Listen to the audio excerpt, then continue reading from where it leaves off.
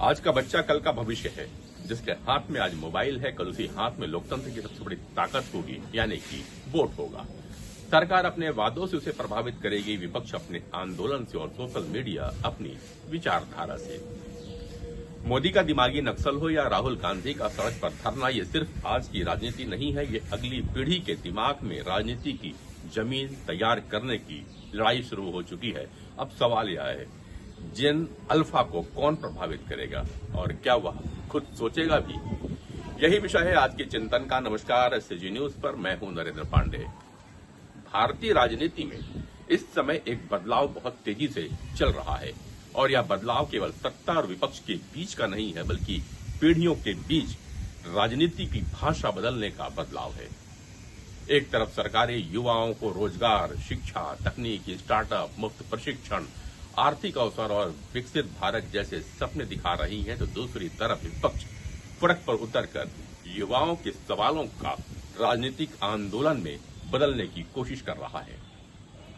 21 अगस्त 2026 को दिल्ली में राहुल गांधी का पुलिस स्टेशन के बाहर धरना इसी बदलते राजनीतिक परिदृश्य का एक महत्वपूर्ण उदाहरण जैसा है।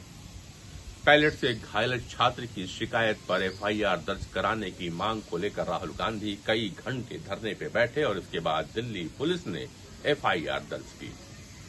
कांग्रेस ने इसे जन दबाव की जीत बताया, जबकि भाजपा ने इसे राजनीति और व्यवस्था पर दबाव बनाने की रणनीति करार कर दिया।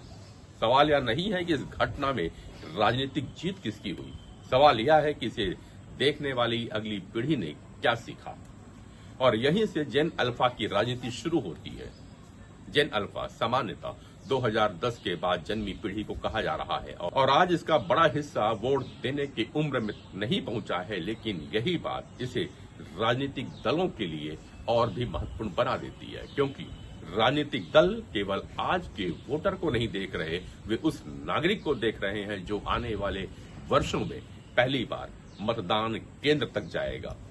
भारत में युवा मतदाताओं की संख्या और उनके प्रभाव को लेकर राजनीतिक दल पहले से काफी ज्यादा गंभीर है। हालांकि 18 से 29 वर्ष के लोगों की कुल मतदाता हिस्सेदारी समय के साथ थोड़ी घट रही है, फिर भी जेन जी और उसके बाद आने वाली पीढ़ियां डिजिटल राजनीतिक विमर्श में असाधारण प्रभाव तो रखती ही है। जेन अल्फा का जो बचपन है वो टीवी के सामने नहीं गुजरा है, वो मोबाइल स्क्रीन के सामने बीत रहा है और उसके लिए नेता का भाषण केवल टीवी पर प्रसारित कार्यक्रम नहीं है, वह 30 सेकंड की रील है, वह यूट्यूब शॉर्ट्स है, वह मीम है, वह वायरल क्लिप है, वह इन्फ्लुएंसर की टिप्पणी है और हाँ, सबसे महत्वपूर्ण बात, वह सूचना को केवल सुनता नहीं है, उसे अपनी पहचान का हिस्सा बना सकता है। और यही राजनीति के लिए सबसे बड़ा अवसर भी है और सबसे बड़ा खतरा भी। 15 अगस्त 2026 को लाल किले से जब प्रधानमंत्री नरेंद्र मोदी ने सशस्त्र नक्सलवाद के कमजोर होने की बात कहते हुए दिमागी नक्सल शब्द का इस्तेमाल किया और ऐसे लोगों को पहचानने तथा अलग थलग करने की बात कही जिन्हें उन्होंने माओवादी विचारधारा का समर्थक बताया। हिंसा, अराजकता के वो रास्ते खोज रहे हैं, समाज को गलत राह पर घसीटने के लिए भांति भांति के दांव कर रहे हैं। इन दिमागी नक्सलियों को पहचानना होगा, इन दिमागी नक्सलियों को आइसोलेट करना होगा और राष्ट्र को विकसित राष्ट्र बनाने की मुख्य धारा की ओर देश की युवा पीढ़ी को जोड़ना होगा। मेरे प्यारे देशवासियों, सुरक्षित भारत बनाना हम सबका दायित्व है। यह बयान आने वाले वर्षों की राजनीति के लिए महत्वपूर्ण है, क्योंकि अब लड़ाई केवल जंगल में मौजूद बंदूकधारी नक्सलियों के खिलाफ नहीं बताई जा रही, बल्कि विचारधारा और विचार के स्तर पर भी एक संघर्ष की बात कही जा रही है। लेकिन यहाँ एक गंभीर प्रश्न है, अगर कोई युवा सरकार से सवाल करता है, व्यवस्था की आलोचना करता है, पुलिस की कार्रवाई पर प्रश्न उठाता है, बेरोजगारी पर आंदोलन करता है या किसी सरकारी नीति का विरोध करता है, तो क्या उसे भी किसी वैचारिक लेबल के साथ बांध दिया जाएगा? और दूसरी तरफ विपक्ष यदि हर सरकारी कार्रवाई को लोकतंत्र के संकट के रूप में प्रस्तुत करता रहेगा, तो क्या यह युवा को वास्तविक मुद्दे पे समझने में मदद करेगा या केवल राजनीतिक ध्रुवीकरण को बढ़ाया जाएगा? जेन अल्फा के सामने आने वाला भारत इन दोनों सवालों का जवाब मांग सकता है। वैसे राजनीति का पुराना तरीका था, वादा करो, चुनाव जीतो और सरकार बना लो। अब राजनीति का नया तरीका आ रहा है, वादा करो, उसे डिजिटल अभियान बनाओ, युवा को आकर्षित करो और उसके मन में अपनी राजनीतिक कहानी स्थापित करो। सरकार युवाओं को विकसित भारत, एआई, रोजगार, शिक्षा, कौशल और नए अवसरों की तस्वीर दिखा रही है, तो दूसरी तरफ विपक्ष बेरोजगारी, पेपर लीक, महंगाई, संस्थाओं की स्वतंत्रता, पुलिस कार्रवाई और नागरिक अधिकारों को लेकर आंदोलन की राजनीति कर रही है। यानी आने वाले समय में युवा के सामने दो राजनीतिक नैरेटिव होंगे। सरकार अपने आप को भविष्य दे रही है ऐसा बताने की कोशिश करेगी और दूसरी तरफ सरकार से भविष्य मांगना पड़ेगा।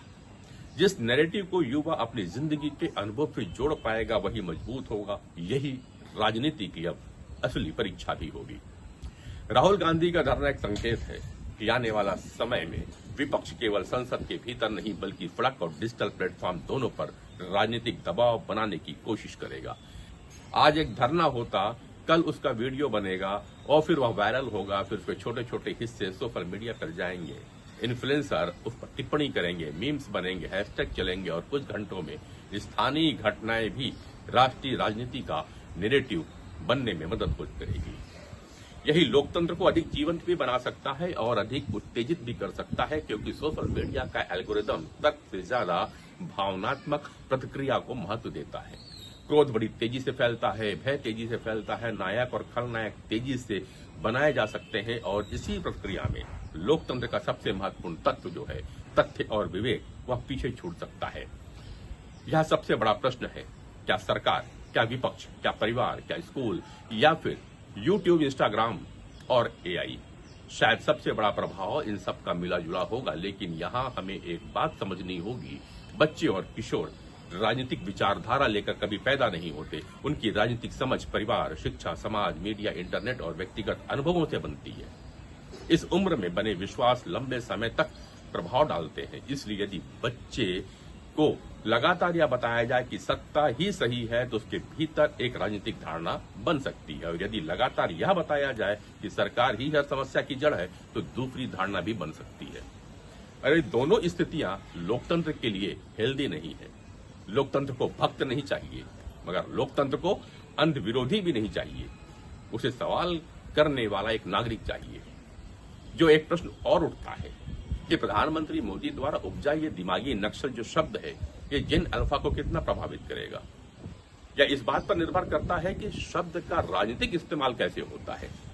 यदि इसे केवल सशस्त्र माओवादी विचारधारा के वैचारिक समर्थकों के संदर्भ में सीमित और स्पष्ट अर्थ के साथ इस्तेमाल किया जाता है तो यह एक राजनीतिक वैचारिक बहस का हिस्सा बनी रह सकती है। लेकिन यदि इसका इस्तेमाल हर आलोचक, हर आंदोलनकारी, हर असहमत छात्र या हर सरकार विरोधी आवाज को चिन्हित करने के लिए किया गया तो इसका उल्टा असर भी हो सकता है, क्योंकि जेन अल्फा की जो एक विशेषता है वह है अथॉरिटी।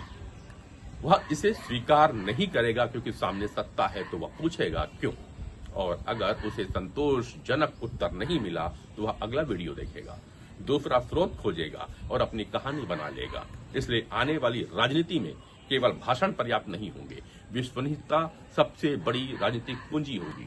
इसलिए मैं कहता हूं कि भारत में आने वाले वर्षों में राजनीतिक संघर्ष में केवल चुनावी सीटों का संघर्ष नहीं रह जाएगा, यह नैरेटिव का संघर्ष होगा। एक तरफ सरकार विकास, राष्ट्रवाद, सुरक्षा और आत्मनिर्भरता की कहानी लिखेगी तो दूसरी तरफ विपक्ष लोकतंत्र, अधिकार, रोजगार और जवाबदेही की कहानी गढ़ेगा। और इन दोनों कहानियों के बीच खड़ा होगा जेन अल्फा और जेन जी का युवा। वह पूछेगा, रोजगार कहाँ है, शिक्षा कहाँ है, मेरी आजादी कितनी है, मेरी आवाज कौन सुनेगा, सरकार मुझसे आखिर चाहती क्या है, मुझे विपक्ष क्या दे सकता है, और सबसे बड़ा सवाल, मेरे भविष्य की राजनीति कौन तय करेगा। इसलिए आज राजनीतिक दल जेन अल्फा को भविष्य का वोटर समझकर उसकी मानसिक दुनिया तक पहुंचने की कोशिश करेंगे, लेकिन राजनीतिक दलों के सामने एक नैतिक जिम्मेदारी भी है। बच्चे और किशोरों को राजनीतिक प्रचार का उपकरण बनाना लोकतंत्र को मजबूत नहीं करेगा। उन्हें विचार देना होगा, नफरत नहीं। इतिहास बताना होगा, मिथक नहीं। सवाल करना सिखाना चाहिए, किसी व्यक्ति की पूजा करना नहीं। असहमति समझानी चाहिए मगर दुश्मनी नहीं, क्योंकि आज का बच्चा कल का वोटर है और आज उसके दिमाग में बोया गया विचार कल उसके वोट में दिखाई देगा। इसलिए आने वाले भारत की सबसे बड़ी राजनीतिक लड़ाई शायद यह नहीं होगी कि चुनाव कौन जीतेगा, असली लड़ाई यह होगी कि कौन अगली पीढ़ी को यह विश्वास दिला पाएगा कि भारत का भविष्य उसके हाथ में है। और यहाँ सरकार हो या विपक्ष, दोनों को सावधान रहना होगा, क्योंकि जिन अल्फा को प्रभावित किया जा सकता है लेकिन हमेशा नियंत्रित नहीं किया जा सकता। उन्हें नारे दिए जा सकते हैं लेकिन वह सवाल पूछेगा, उसे सपने दिखाए जा सकते हैं लेकिन वह परिणाम मांगेगा। और शायद भारतीय लोकतंत्र का भविष्य इसी एक सवाल पर तय होगा, क्या हम अगली पीढ़ी को राजनीतिक अनुयायी बनाएंगे या एक स्वतंत्र नागरिक? उत्तर मिले तो कमेंट्स करिएगा। नमस्कार।